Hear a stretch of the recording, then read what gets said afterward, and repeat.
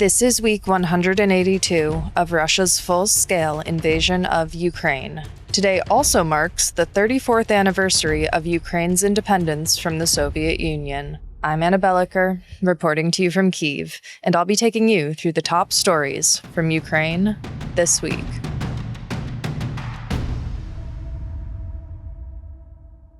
Last week, my colleague Katya had the unpleasant task of breaking down the August 15th meeting between U.S. President Donald Trump and Russian President Vladimir Putin in Alaska. That particularly odious demonstration of political theater was followed several days later by a meeting between Trump and Ukrainian President Volodymyr Zelensky at the White House, which was less painful to watch, but still fell short of meaningful progress towards peace. Zelensky's Washington visit, accompanied by a high-profile European delegation, including Emmanuel Macron, Friedrich Merz, Giorgia Meloni, Keir Starmer, Alexander Stubb, Ursula von der Leyen, and NATO Secretary General Mark Rutte, underscored transatlantic concern over Russia's war. Compared with their heated Oval Office clash in February, the atmosphere was noticeably improved. Zelensky wore what many agree was a suit, although there was some debate on that point, and repeatedly thanked Trump for U.S. support, while voicing Ukraine's openness for direct negotiations with Putin. Trump seemed satisfied, even floating the possibility of a trilateral summit, and offered vague assurances of very good protection for Ukraine. Then that same day, he spoke by phone with Putin. Although many were relieved that the meeting didn't turn out to be a disaster, it still fell short of delivering tangible outcomes. Zelensky's demand for a ceasefire as the first step to lasting peace remained unmet. No security guarantee framework was finalized, and the European delegation, while supportive, could only offer verbal backing for Ukraine's demands and join in the effort to flatter Trump in hopes of affirming a unified NATO support. Reports since Monday suggest that the U.S. would only play a limited role in any future security architecture to deter future Russian aggression, with Washington hesitant to commit beyond possible air support. Instead, responsibility would shift heavily onto European states, about 10 of which have already reportedly signaled readiness to deploy troops after the war, which is contingent on a settlement, which still feels far off. Moscow has rejected the idea outright, signaling that it would block any deal that allows European forces inside Ukraine. Trump also reiterated that NATO membership for Ukraine is off the table, and claimed that Kyiv has essentially no hope of reclaiming occupied Crimea. His math and history on this subject were factually sloppy, calling Crimea the size of Texas and in the middle of the ocean, and blaming its 2014 annexation on Barack Obama, who was president at the time of its illegal annexation. The reality is that Russia militarized Crimea well before its illegal annexation, which occurred during Ukraine's political crisis of 2013 to 2014, and the peninsula lies in the Black Sea, not in an ocean. Trump's casual misstatements on these points were less troubling than his deeper refusal to acknowledge Russia's aggression or Ukraine's legal sovereignty. German Chancellor Merz said that if all goes well, a meeting between Zelensky and Putin could occur within the next 2 weeks. But it's clear from the reports of Trump's minimalist approach that he wants Zelensky and Putin to come to some sort of agreement before he sits down with both of them. And unsurprisingly, Russia continues to find reasons to avoid a face-to-face encounter with the Ukrainian president, continuing their narrative that he's illegitimate and suggesting further meetings between lower-ranking officials instead, like the ones that have thus far gone nowhere. The fact remains that Russia's stated demands are either impossible for Ukraine to accept or would undermine Ukraine's requirements for sustaining peace, and Trump has done nothing to reconcile these two sides. Although this week's meeting was a step up from the February Oval Office fight, it ultimately yielded nothing of substance, and has given Russia what it wanted: more time to continue its war and to maintain its maximalist demands, facing little to no consequences. In an unexpectedly spiritual confession, Trump told Fox News on Tuesday that his peacemaking mission is motivated by a desire to try to get to heaven by saving 7,000 people a week from being killed. Whether his true goal is heaven, Mount Rushmore, or the Nobel Peace Prize, he's done little in his 7 months as president to achieve it. And without the ability to apply real pressure to Putin, that's how it will stay. Trump's deadlines have come and gone. Russia has evaded sanctions and a full ceasefire for the time being, and there's no indication that the two sides are any closer to agreement than they were before Trump took office. Today is Independence Day in Ukraine, and as our name suggests, it's a principle that means a lot to us. The Kyiv Independent is a reader-funded news outlet, meaning that shows like this are only made possible by viewers like you. If you'd like to join our community of more than 20,000 members, there will be a link to our membership page in the description below. I'd also like to thank everyone who donates directly via YouTube. Your support is greatly appreciated.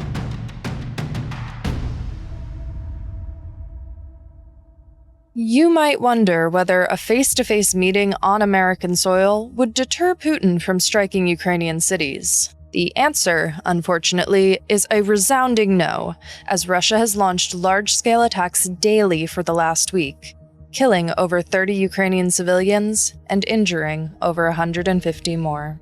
On the day of the Alaska meeting, 6 civilians were killed and 17 injured in Russian attacks. The next day, 3 were killed and 12 injured in Kherson Oblast, the region that I talked about 2 weeks ago that's been undergoing a humanitarian crisis amid intensified Russian air assaults. On Monday, the day that Trump and Zelensky met in Washington, 13 Ukrainian civilians were killed and 65 injured. Most of these casualties occurred in a strike on the northeastern city of Kyiv, where 7 people were killed, including a toddler. Russia launched a missile strike on central Ukraine just hours after the Trump-Zelensky meeting concluded.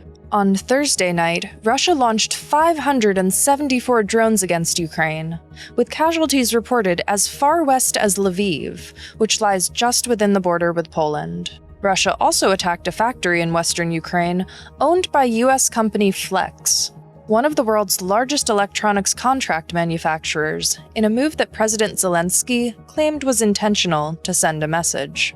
On that note, Warsaw reported this week that a Russian drone had crashed in eastern Poland, which Polish officials described as a deliberate provocation amid the international push for an end to the war. The drone in question was likely a decoy designed to trick radar systems and then self-destruct, and a Polish military spokesperson said that it appeared to have been very low-flying and carrying minor explosives. This isn't the first time that a Russian drone has flown into Poland, and similar incidents have previously been reported in Romania, Moldova, and the Baltics. Whether a provocation or a mistake, although the latter seems highly unlikely, the bottom line is that Russian weapons are striking NATO territory, which gives some idea of Russia's commitment to durable and lasting peace in Europe.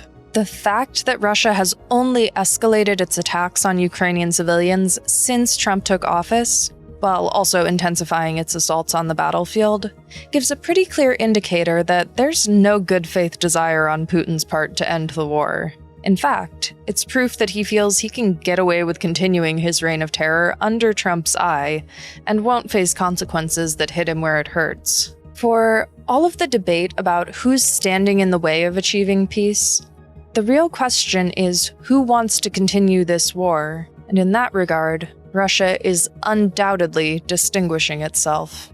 KI Insights, the analytical branch of the Kyiv Independent, is having an exclusive online briefing on Wednesday, August 27th. The topic will be Inside Ukraine's Media, Political Role, Donor Cuts, and Pressures from Power. The event will feature an in-depth overview of Ukraine's media environment, covering wartime shifts in media consumption, evolving state-press relations, and the impact of the donor funding gap on the sector's future. Scan this QR code to register, and access details will be sent via email after registration.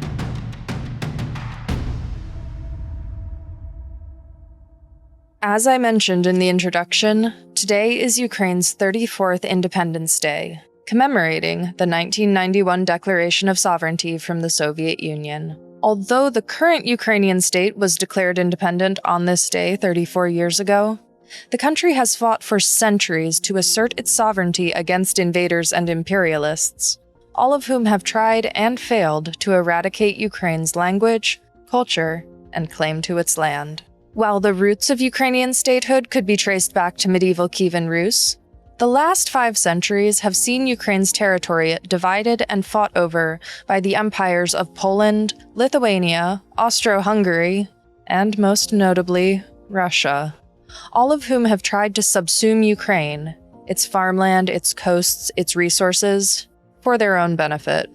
Amid the collapse of the Russian Empire in 1917, Ukrainians proclaimed the Ukrainian People's Republic, a first attempt at modern statehood.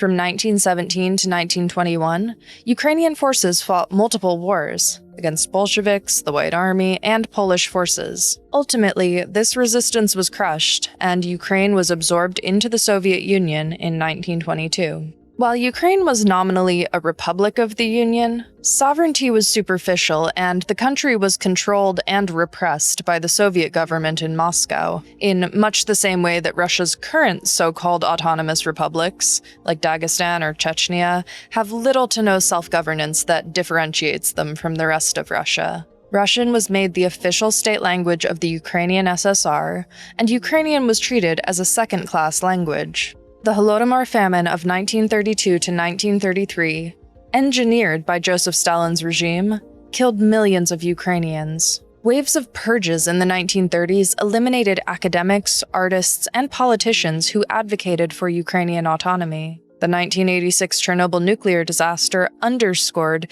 just how willing Moscow was to endanger and sacrifice Ukraine and its people in the name of self-interest. Yet, despite the extreme persecution Ukrainians suffered in the Soviet period, underground resistance persisted throughout, which is why Ukraine exists today. On August 24, 1991, as the Soviet Union had collapsed from within, Ukraine's parliament declared full independence. A December 1st referendum confirmed overwhelming support.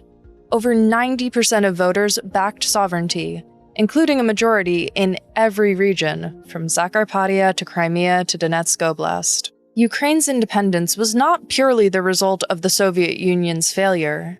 It was won through centuries of resistance, sacrifice, and preservation of culture and ideals. Today's fight against Russia is another chapter in this ongoing struggle to secure Ukraine's right to exist. And thank you for standing with us in this fight.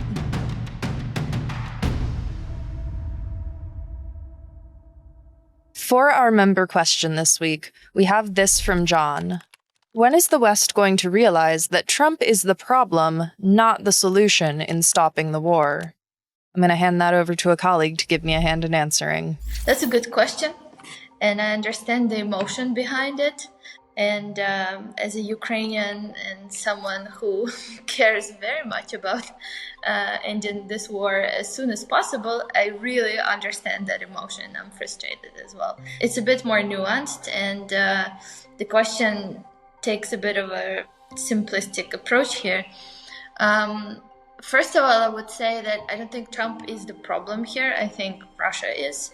And let's just make it clear. The only country that can really stop this war any moment is Russia. So that's the main problem we're dealing with.